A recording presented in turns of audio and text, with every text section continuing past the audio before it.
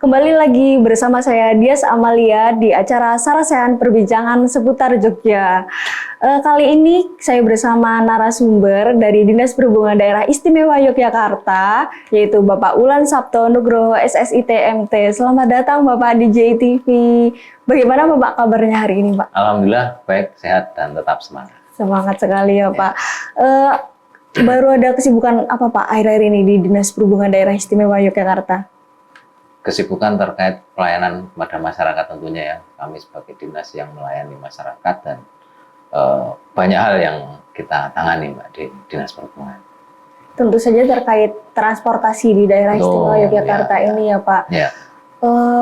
Dengar-dengar kawasan Malioboro itu akan dijadikan kawasan low emission zone ya Pak, atau kawasan bebas rendah emisi. Itu kalau boleh tahu alasannya kenapa itu Pak? Kenapa Malioboro yang dipilih? Betul Mbak, jadi kita ketahui ya bahwa kemarin dari UNESCO telah menetapkan bahwa Sumbu Filosofi adalah warisan dunia, World Heritage, di mana di dalam ketentuan sebagai warisan dunia ada menjadikan kawasan itu menjadi kawasan yang low emission zone, artinya kawasan yang rendah emisi.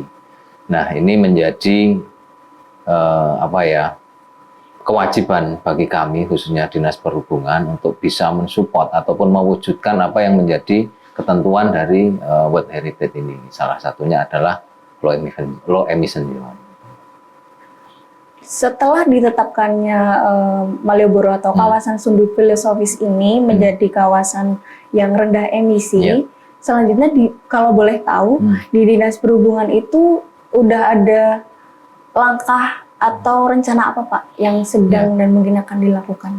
Baik, jadi banyak sekali ya langkah-langkah yang sudah kita laksanakan dengan adanya penetapan kawasan Sumbu Filosofis sebagai kawasan low emission zone.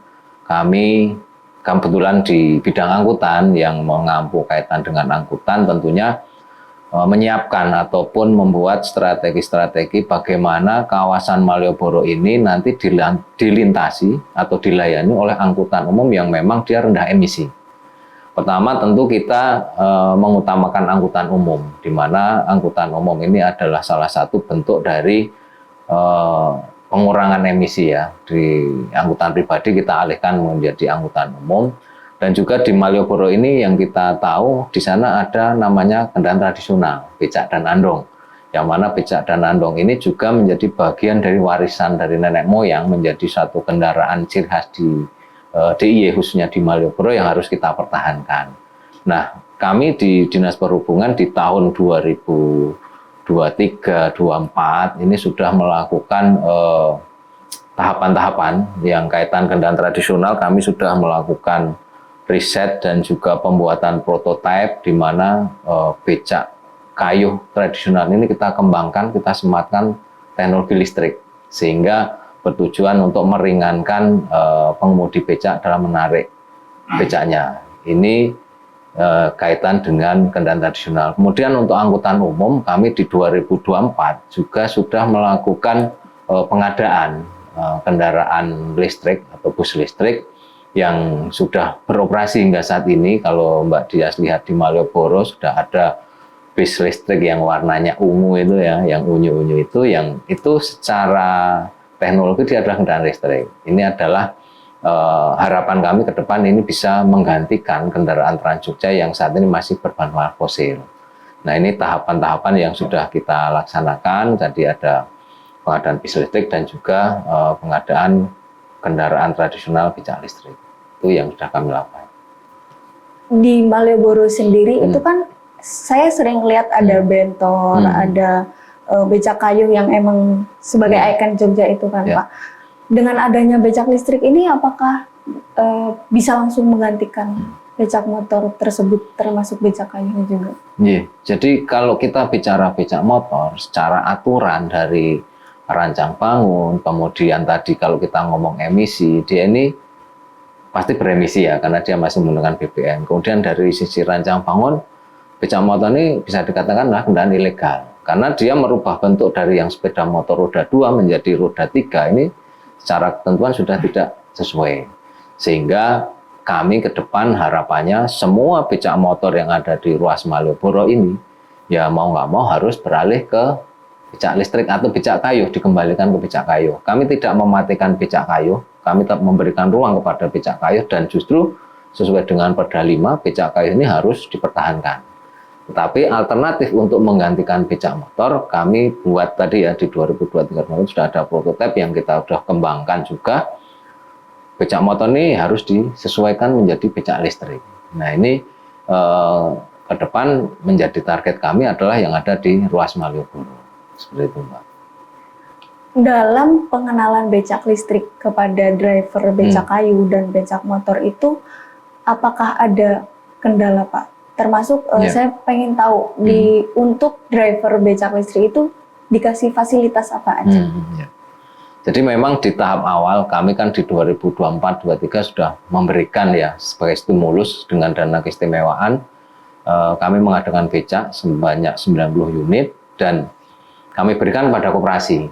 Kami tidak mau kita berikan perseorangan tetapi ke lembaga. Harapannya apa? Dengan lembaga koperasi ini mereka secara manajemen akan lebih baik sehingga mereka bisa berkembang, bisa mandiri dan memanfaatkan apa yang telah kita berikan. Nah, kemudian untuk tanggapan ataupun resistensinya memang di tahap awal cukup berat ya. Kita harus menjelaskan, kita harus meyakinkan, membujuk. Karena selain kita memberikan becak listrik, kemarin kita juga menarik. Nah, skemanya adalah kita menarik becak motornya, kemudian kita berikan becak listriknya. Udah tadi kalau menyambung kaitan fasilitas, jadi becak listrik yang kami berikan melalui anggaran dana keistimewaan di 2023-2024 adalah free, secara gratis. Nah, selain itu, untuk menarik mereka, ya kita berikan beberapa fasilitas. Kemarin kita berikan juga kelengkapan, misalnya seperti helm, kemudian ada rompi, kemudian ada baju, ada apa namanya itu mantel. Ini salah satu untuk memberikan ciri khas juga kepada mereka bahwa mereka itu ada. Jadi tantangannya cukup besar, tantangannya cukup banyak Mbak. Jadi kita tidak bisa serta-merta langsung, kita harus pelan-pelan dan tentunya seiring waktu harapan kami nanti bisa semuanya beralih menggunakan becak listrik.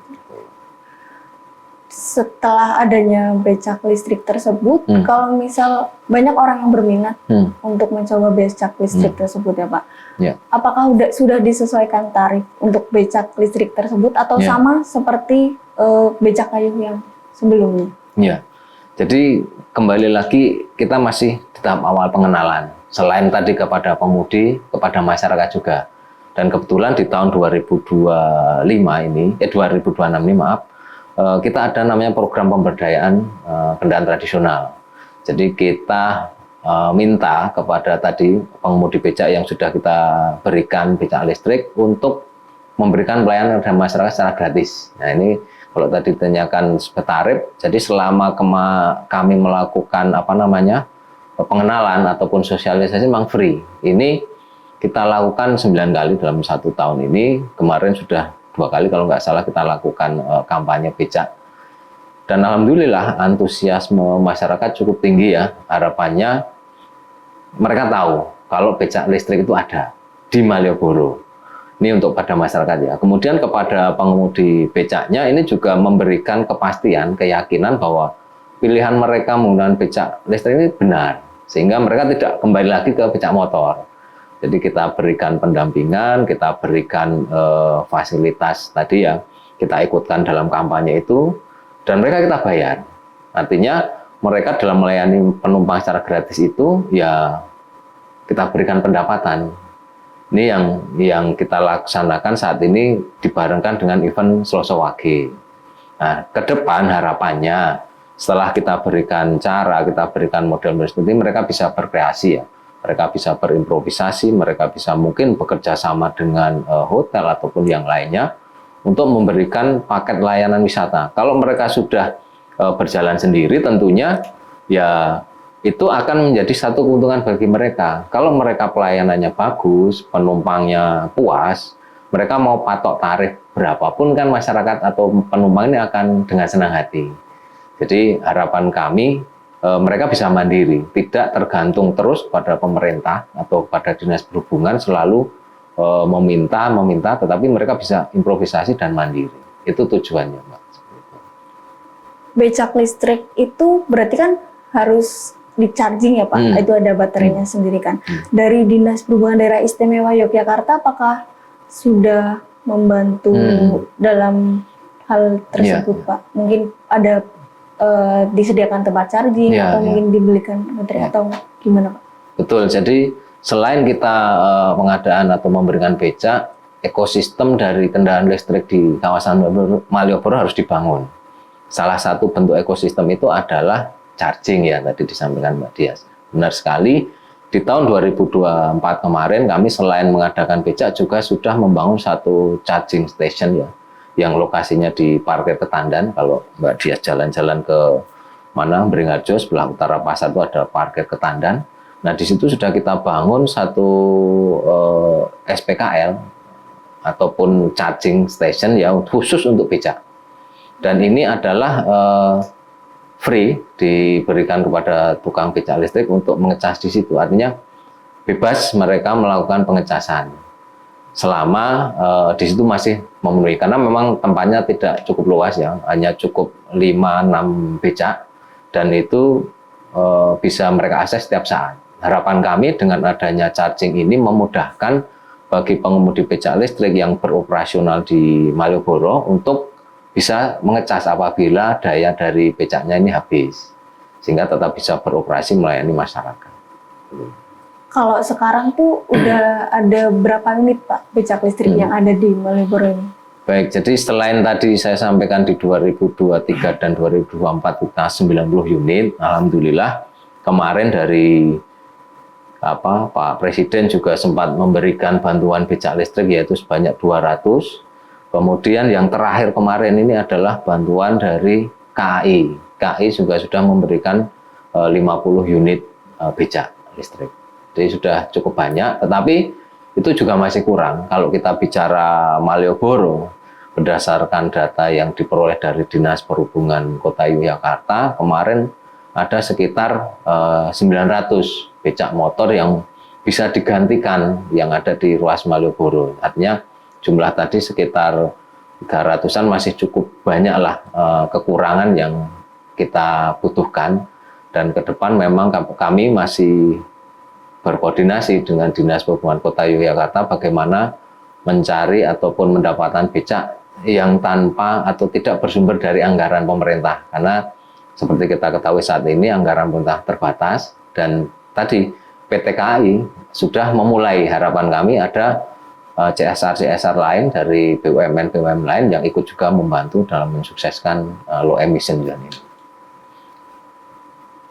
Becak listrik itu kan merupakan ikon khusus, ikon daerah istimewa Yogyakarta itu sendiri kan Pak. Dalam pengadaannya, apakah ada pakemnya sendiri Pak? Baik, artinya spek teknis ya maksudnya ya. Ya, jadi kami kemarin sudah juga membuat rancangan keputusan gubernur kaitan dengan spek teknis kendaraan becak bertenaga alternatif listrik.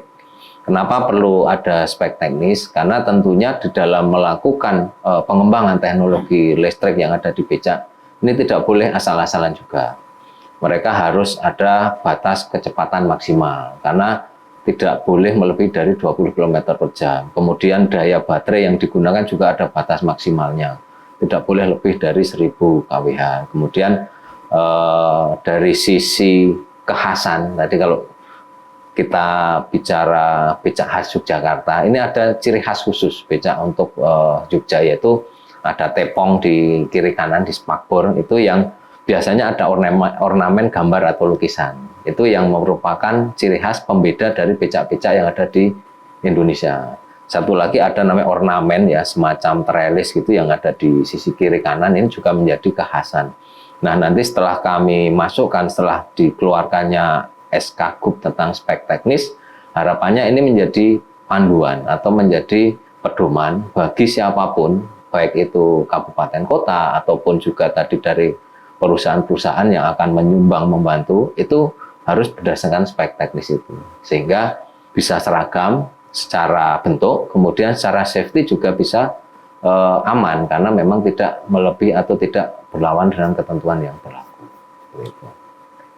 Dari tadi kita fokus ke becak listrik ya Pak, karena becak itu kan ikonnya Yogyakarta ya. Malioboro, ya. Tapi tadi Bapak juga menceritakan kalau Daerah Istimewa Yogyakarta sudah mengadakan adanya bus listrik. Bus listrik, betul. Okay. Itu kalau boleh tahu tuh rutenya kemana aja Ya. Pak? Jadi kalau kita tadi bicara udah tradisional, kita coba yang angkutan massal. Ya, memang ada 2 tadi. Jadi bis listrik kami ini saat ini baru ada 2 unit. Ini 2 unit ini melayani saat ini sudah beroperasi selama hampir 1 tahun, kemarin uji coba gratis selama 1 tahun. Kemudian dari Januari sampai dengan sekarang ini sudah kita jalankan sesuai dengan angkutan Trans Jogja dengan tarif 2.700. Dan mereka saat ini melayani rute dari Jombor sampai Malioboro. Nah, ke depan memang akan kita fokuskan kepada angkutan umum ya, Trans Jogja yang lain itu yang melayani di Malioboro itu harus listrik. Nah, cuman kan anggaran ya, kembali lagi anggaran, kita tidak bisa langsung, kita bertahap.